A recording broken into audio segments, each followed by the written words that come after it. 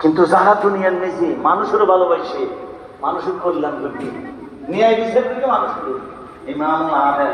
আমি শুধু দুনিয়ার বিদ্যুৎ দিতাম ন, এক নম্বর জান্নাত হিসেবে আর শুনেছে সাইহাবা জান্নাত যারা এক নম্বর জায়গা দিয়ে এইবার নাম ইমাম আদেল, যারা ন্যায় পরায়ণ বাসে।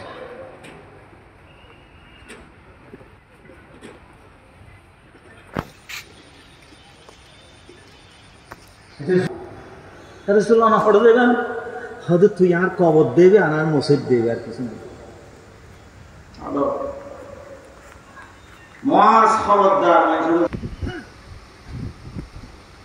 ইমানদারের জনরা ভাষার মজা, কিন্তু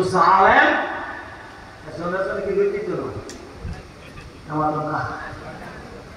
দুনিয়ার নগর নিয়ে